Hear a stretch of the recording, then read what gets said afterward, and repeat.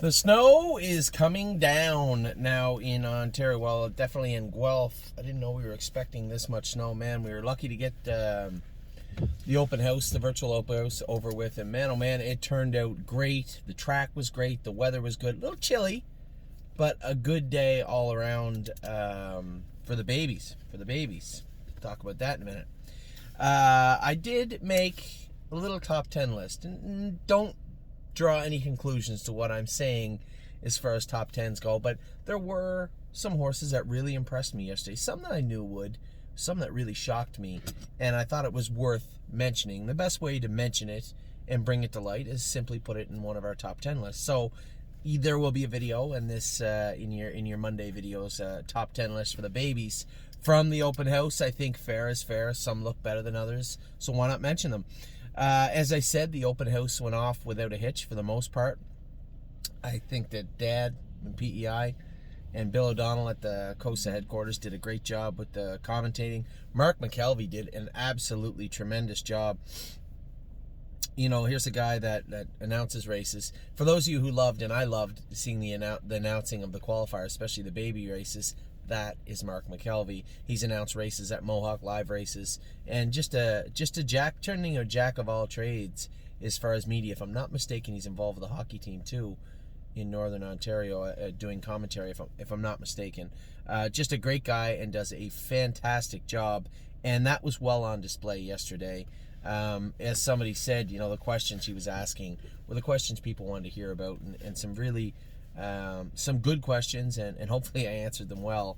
But it was a great day, as I said, had by everybody. So we'll get into talking about how the babies went. There was very few horses I was disappointed with. Probably none. You know, most of the horses that maybe made breaks. One that keeps coming to mind is Matt's MVP. This horse has been good. You know, he doesn't wear the trotting hobbles. We haven't gelded him, I don't believe. You know, and has been good and strong and powerful throughout. And whatever get into him yesterday, I think it was anomalous. And as I said to one of our clients that asked specifically about him, I'll give him a mulligan. He deserves it. He's been going well from day one, and we have a number of things we can do. I'm not worried about Matt's MVP. Things of that nature we'll talk about, but also horses that really, really impressed me. Talk about impressive. How good was Yes this week? I know Brett, one of our clients, had I think taken a shot at James on social media, saying he got a brutal trip. I think he got a fine trip. Here's a horse that drew the outside on a half-mile track. If you're going to put him in contention, I assume James was more than happy to try and push on to the lead. There's an 18-1 horse, 18-1 horse that stuffed the favorite. Yes was not the favorite, I believe. Stuffed the favorite in behind, and Yes was relegated to third.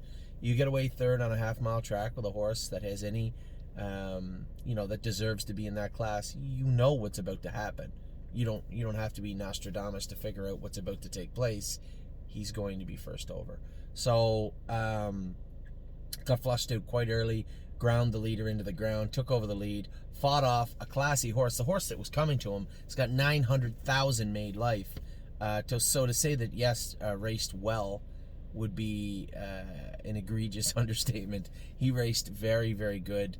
I was really impressed with, one, how he raced, and two, how James raced him. I know that James is, you know, Mr. Conservative on the track, and at the same time, I wanted this horse raced in that manner. I thought he raced well, showed the tenacity that we, one, expected, and two, were used to through Yes's racing career. Now, he's got quite the test coming up this week. We entered him in the non-winners of 18,000 at Mohawk. Tough enough class. They took that entry because the class didn't go, and they said, you know, you didn't get in the fourth class from the top. We have an opening. We're going to take your entry and put him in the open. I wasn't happy. I almost called up and said, you know, Jason, scratch the horse. But we did have Yes up to the veterinarian. I told you guys I was going to do this after every couple of races for the foreseeable future. I want to make sure that we keep this horse perfect. So I'm not worried about the leg he injured. It appeared good. The vet looked at it and ultimately agreed with that and said, no, there is zero issue with that left hind leg that he had injured last year. Looks 100% perfect. Did his lower hocks, shocked an ankle, and his right knee. James said he was on that right line a bit the week before. Injected his right knee. So just very minor stuff with Yes, but anything that could be leading to putting us on a path where there could be some secondary issues come up. We want to nip those in the bud right away. We have some big plans for Yes coming up in the new year and into 2021. So making sure he's 100% is paramount. Is he 100% and ready to go enough to race in the preferred? No, he's not. I think James's conservatism will be on display on this week when he races at Mohawk, but want to get him raced, want to get him into racing shape. As you can imagine, think of it this way: if you're a good athlete, right, you have to really get pressed for a period of time to start honing your skills again and getting you up into that elite form. And I think that Yes is an elite half-mile track horse. Pretty good horse. One of his good races was at Indy last year at Hoosier Park. So before, and James had said that, well, he's on a big track. And I said, just so you know, one of his better races was at Indy against Grand Circuit Company. So before you start saying, he's better suited for Yonkers, one, you're right in that sense. But two, make no mistake, Yes is a good horse on any size track. Will he be bet down? Will he be a factor this week? Maybe not. But we want to get some of that, we want to start pushing him little by little. Certainly didn't need to be in the preferred this week, and not happy about it, but at the same time, we need these starts. So we'll race him in the preferred, bite our tongues, see if we can pick up some money, but at the same time, put him in a position where he's learning, he's growing, he's strengthening up, he's putting on the muscle he needs to face the competition we need him to face, we want him to face in 2021. When Yonkers opens up in the new year, you may see him at Yonkers. Well, let's see how he does. I mean, you can't really judge his preferred prowess by how he does this week. This is his third start in 9 months or 10 months, so just go easy. But at the same time, where is he best suited? I'm not going to answer that. Yes will answer for that for us in the coming weeks. So that's Yes, our newcomer last night. We had a number of clients message me and ask us about Jesse Balboa's chances, who I thought were good. He raced great, second beat with 3/4 of a length, third length. And moreover, Donatovers. Now, I was a little, I was very Jamesish yesterday driving him. From the 10 hole, he's not the same horse. He doesn't get bully and grabby. If you get him on the bit and get him muscly and fired up, he's a much more effective horse. But he's a good horse. And as I said to somebody pulling up, Scott Young pulling up yesterday, he goes, I thought that horse was just better than this bunch. I said, I still found a way to almost get him beat. But I had said to Kevin when I was leaving London, he said, good luck. And I said, if this horse is as good as I assume, he's not going to need much luck. He just needs things not to have bad luck. He's just a much better horse than that. And from where he just came from an impossible position and overcame an incredibly poor drive. I really couldn't do anything, I guess, in my defense. I had the 10 hole.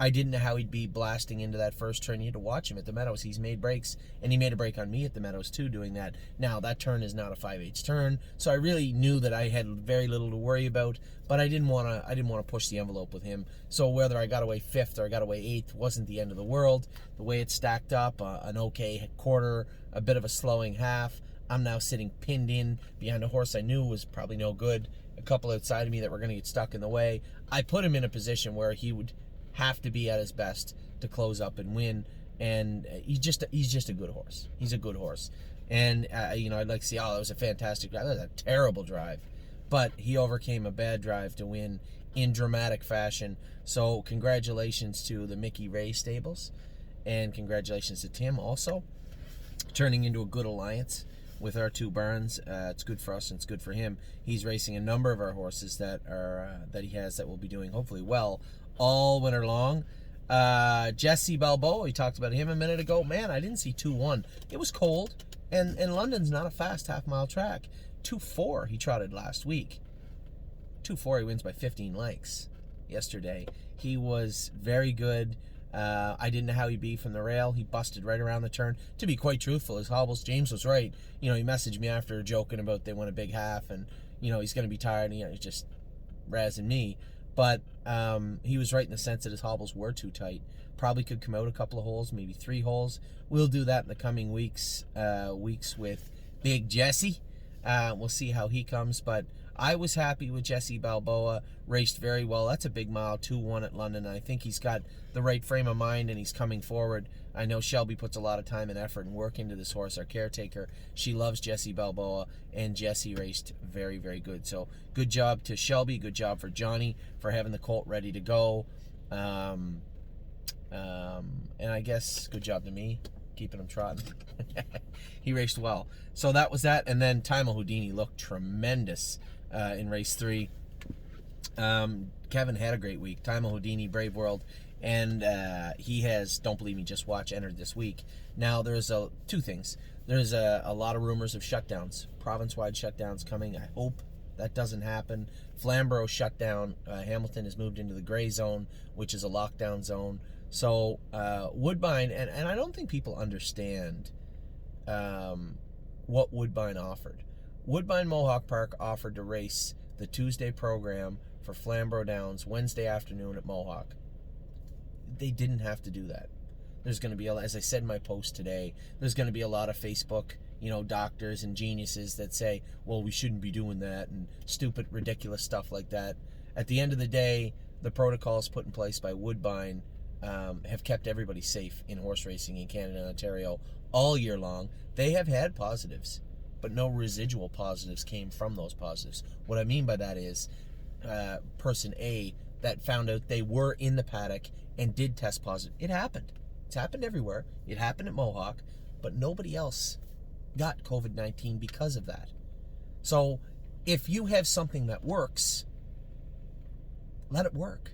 And I understand that we're in difficult times and the government can't afford to be flimsy and can't afford just to haphazardly leave people open. But at the same time, I hope they look at the track record at Mohawk and Woodbine and say, geez, these guys are doing it right.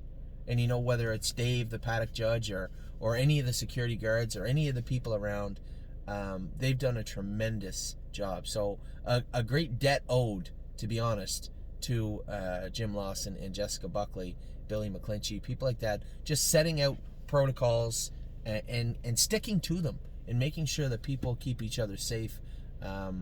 Been very fortunate here in Ontario, and to take it even further and say, hey, we'll take the Flamborough card and race it. There's no need to do that other than you want to see horsemen do well, other than the fact that you want to see people succeed. You want to see people at Christmas time get to race for money. They didn't need to do that, and the fact they did it was impressive. My book and a lot of other people's, I really appreciate, although it's not going to affect me a whole lot, I truly appreciate the effort that Woodbine put into trying to race, and I hope they get the card. They applied for the card immediately to race those horses, and I hope they get the card, not just for them, but for the people that are trying to race their horses. A great job by the folks at Woodbine in that regard.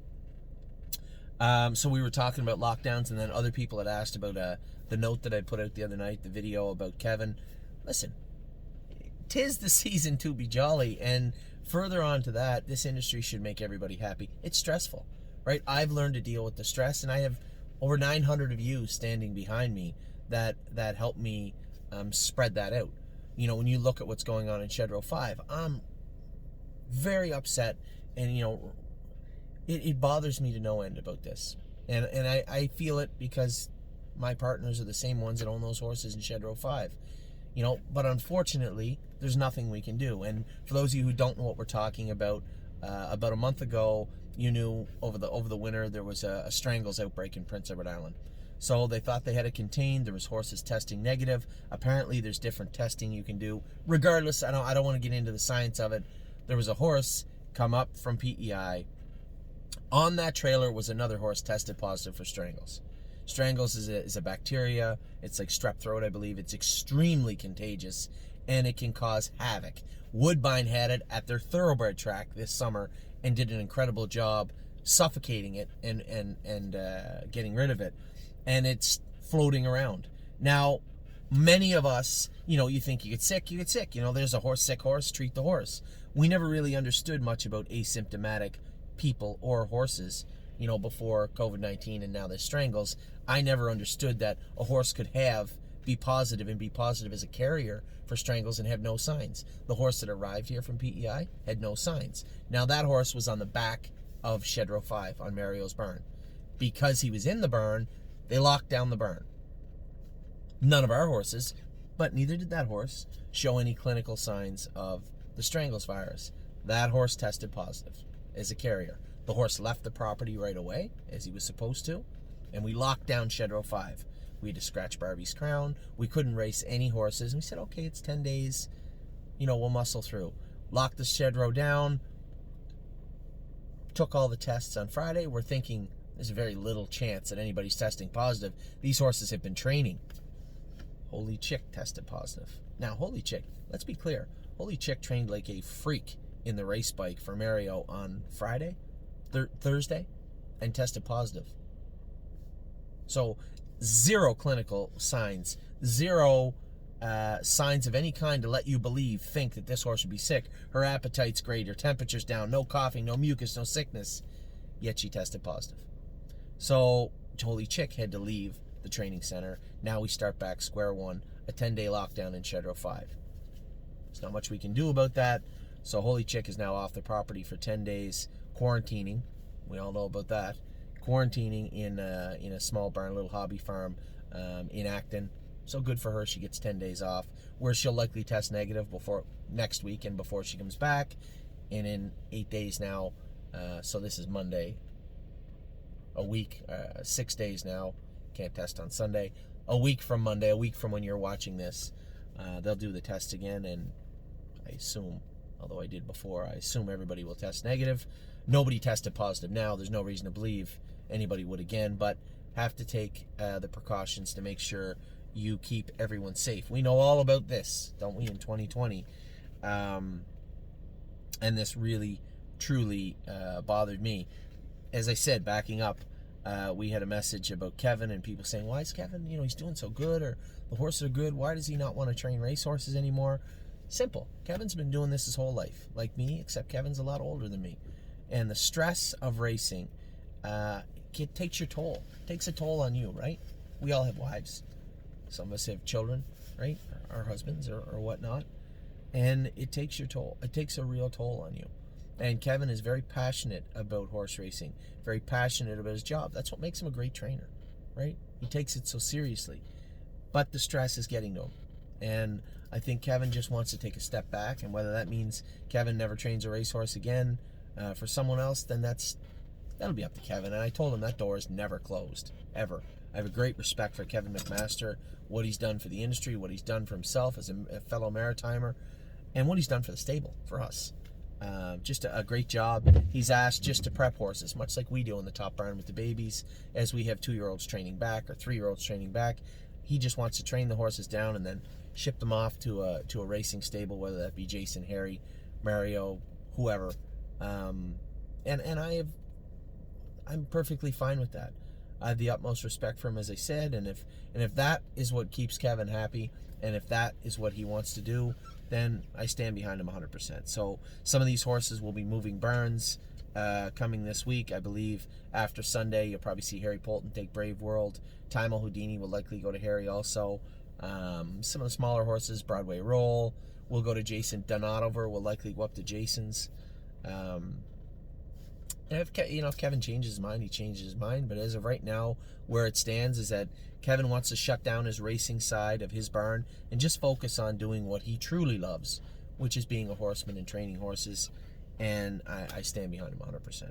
So that's where we're at with the barn. We talked about Shed Row 5 and what's going on. A week from when you watch this, we'll retest the horses. I truly apologize, but I think when we step back and look at the very biggest picture, I don't know if anybody's going to be racing for a bit. There is a very real fear that the very morning you watch this video, Southern Ontario might go into a full lockdown mode.